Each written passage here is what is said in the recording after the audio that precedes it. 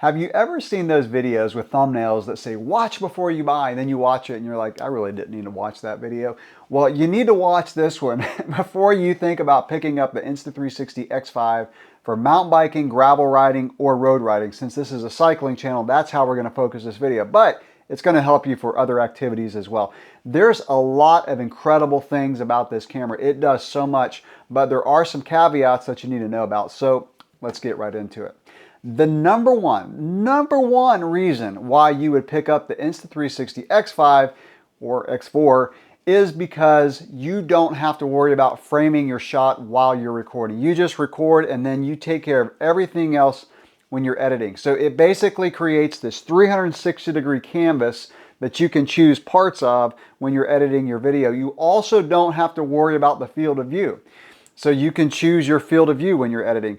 And the reason that's helpful is because many of us, most of us that have used an action camera, chest mounted or wherever, have gotten to the computer and then you realize the camera was pointed too far up or too far down and your video is ruined. Well, that cannot happen with this in 360 mode. Also, you can choose a horizontal video or vertical video from the same shot. Doesn't matter. So you got so much flexibility when you're editing your video. The other thing that makes this so good for cycling is the microphone. No longer do you need any kind of wind muff. So the X4 that I had to put little wind muffs on the side, and that worked great when they were on the camera, but many times I put it in a bag or a pocket and I pulled it out and the wind muffs had fallen off and I couldn't find them. Insta360, honestly, whether it's the Ace Pro 2 or the X5, is leading the pack when it comes to audio because you don't need any kind of foam windscreen or anything. The audio on this is excellent. In fact, before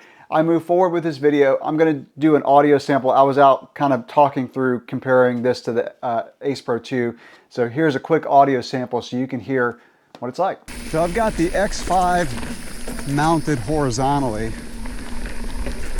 I'm going to do this short little run here and then we're going to mount it vertically.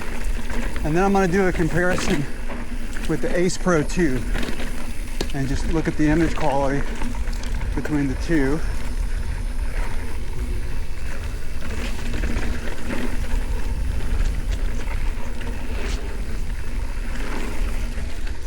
In addition to using this cycling, which I'm going to talk about how you want to mount it and everything coming up, but you can also put it on Insta360 selfie stick, and this thing gets really, really long, and basically the selfie stick disappears and you feel like you're looking at a drone shot. You can use it for all other stuff, skiing, snowboarding. I used it on a kayaking trip, and what I did was I just stuffed it in my life jacket, extended the selfie stick, and I didn't have to worry about where the camera was pointed. So with the traditional action camera, I would have had to really kind of position it, and with it stuck into a life jacket, there's no way I could have done that. But I would have had to make sure the camera was pointed in the exact direction that I wanted, and then hope for the best. Also, with it on the selfie stick, I could just keep reframing it and show all of my surroundings. So, you know, for mountain biking, I use this on the chest. Again, I'll show the mounting option that I think you should use if you do that. And then you can put it on, you know, your handlebars. You can put it on a chin mount. But then I can also use this just for everyday life. If I'm hiking, all kind of things you can use this for. Family videos. This, by the way, does have the pure video mode in 360 video, and that does great low light. There are so many settings on this thing that we're not going to go into because I want to help you decide if this camera is the right one for you for cycling. Now, here's what I would recommend for mounting this camera on a chest or handlebar, and that is to get this mount from Insta360 that allows the camera to be mounted horizontally. So like this. And all this does is screws into the 1/4-20 mount at the bottom, and then you can use this 1/4-20 mount for, you know, mounting it on a 1/4-20 stick, or, you know, mount like this. So this is a really nice mount by Insta360. This is a handlebar mount that allows a ton of flexibility. Now, the reason why I recommend mounting this horizontally, and by the way, you can also get this little mount, which basically allows you to mount it in any kind of action camera mount with a little feet, like, you know, the GoPro. mounts, and so I can just screw this on the bottom, and then I have little feet sticking out for any kind of GoPro style mount.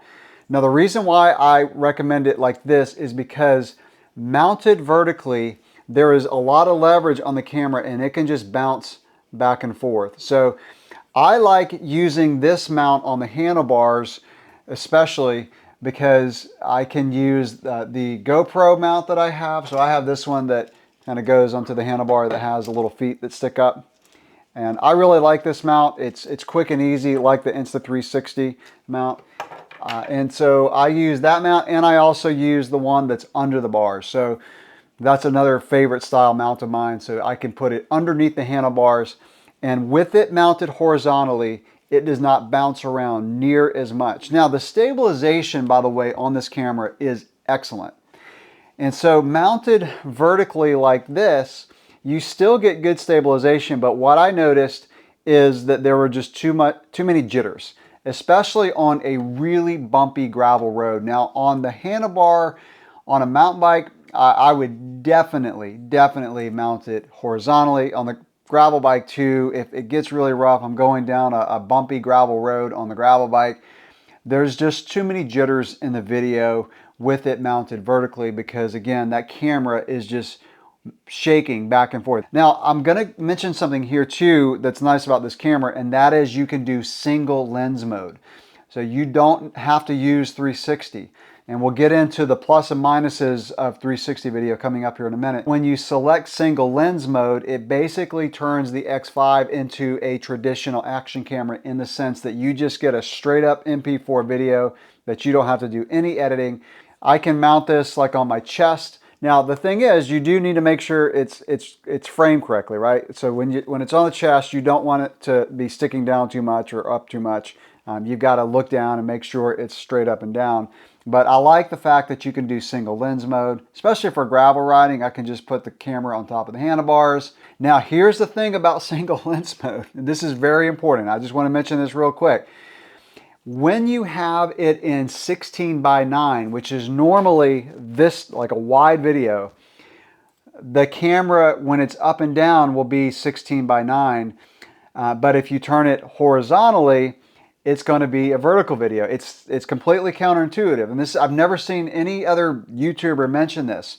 So if you're going to mount this horizontally and you want a horizontal video, you need to choose 9:16. Again, that's counterintuitive, but basically the camera's designed to be like this. But again, if you mount it horizontally, which is what I recommend for mounting, you need to choose 9:16 if you're using single lens mode to get a wide video like this. Now, my favorite action camera right now is the Insta360 Ace Pro 2 for a traditional action camera. I'm not going to really go into it, but I do want to mention the things that you need to consider about the X5 compared to a traditional action camera like the Ace Pro 2 or DJI or GoPro.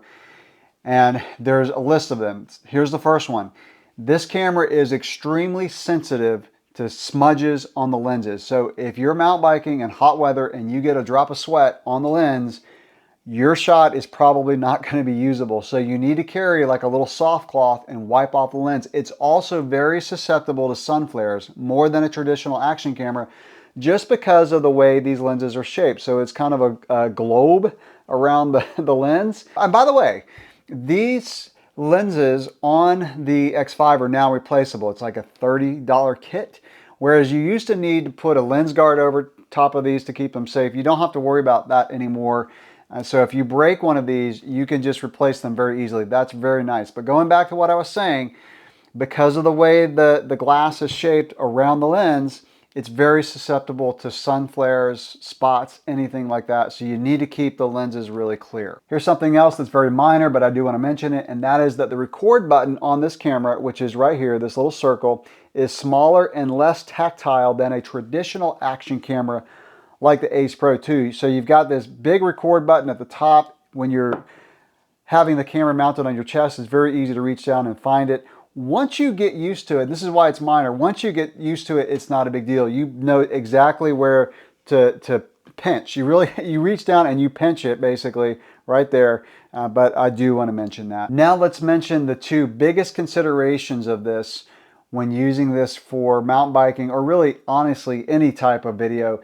And that is, number one, is you're going to have a massive file size to get a 4K video. So to get a 4K flat video, you've got to shoot in 8K. Okay, so it's basically using 4K in the front lens, 4K in the back, and making an 8K, 360 video. And then when you export, you're exporting a 4K video. Those file sizes are massive. And here is an example. So a 3-minute video, 4K video that I shot on the Ace Pro 2 was 1.3 gigabytes. A 3-minute 8K video on this was 4.3 gigabytes. So that is basically 3 times the file size. So my typical workflow is, once I got my flat video and it exports an MP4, once I get my flat video, I will delete the 360 video because I don't want all that taking up my hard drive. That's just my, the way I do it, but that's one consideration that you need to take into account. And by the way, for photos, we'll get into photos here in a minute. All right, so remind me of that. We'll talk about photos because there's some cool things you can do with this. Also, it's the workflow. You have to basically doubly edit your videos. And so you're going to shoot your video and then but the workflow thing is not a big deal because it's actually fun to do. And so you've got this 360-degree canvas and you get to just pick how you want to frame it. And that's kind of fun, but it is an extra step.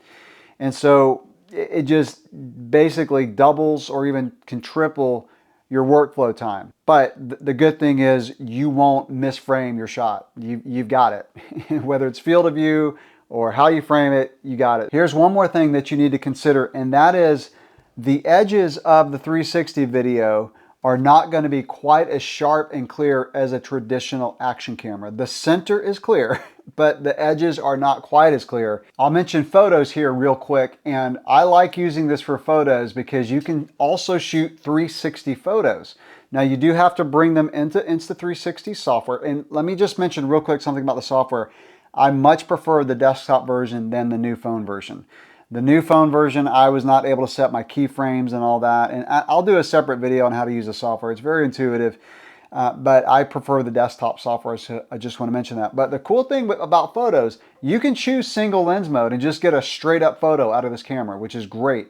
But you can also shoot a 360 photo, and that way you can completely reframe the photo exactly like you want it, which is super cool. It's really fun to do. Now, I will mention that if you do that, you've got the option of 72 megapixels or 18 megapixels for your 360 photo. Choose 72 every time, and here's why. You might think 18 megapixels, that's fine. Well, that's for the whole 360. Once you render your photo, it's going to be much smaller than that. Whereas 72 megapixels, I don't know what the rendered image is from your 360, but definitely choose the 72 megapixel when shooting photos in the 360. Now, if you're shooting single lens mode photos, which again is just like a traditional action camera, you've got 36 megapixels and 9 megapixels. I would choose 36. And you've also got a timer option. Again, there's so many settings on this camera I don't have time to go into, but I'm trying to mention everything that's going to help you make a buying decision. But again, this thing shoots great photos. So with the traditional action camera, you're doing a lot of the work up front to get the camera positioned perfectly, whether it's on a chest or handlebar or whatever. And then of course, the only thing you have to work with is right in front of you. Whereas this, you're doing more work on the back end. So the front end is very easy, whether you're just throwing it up on a selfie stick or just putting it on a chest mount. I think that's everything that I want to mention about this camera. Do you want the flexibility with the extra work on the back end? That's what you're going to have to decide. A lot of times to get really good stabilization on a traditional action camera, you're cropping in the video a lot, and you can lose some of the edges, going by quickly, and all of your peripheral view that you want to show. Whereas this, you don't have to worry about that. You can go as wide or as narrow as you would like. So that's a lot of information. Questions or comments, anything that I've missed related to cycling, go ahead and drop that in the comments below. Very soon after I post this video, I'm going to do a super quick tutorial on the desktop software to show you how to do photos and videos. It's very intuitive, it's very easy. Don't feel like you're going to have to be a video editing pro to use their software. They've made it so anybody can use it, but I do want to do a quick tutorial. So stay tuned to my channel for that. And if you haven't subscribed, do that. And that's it. I'll catch you in the next video. Thanks for watching.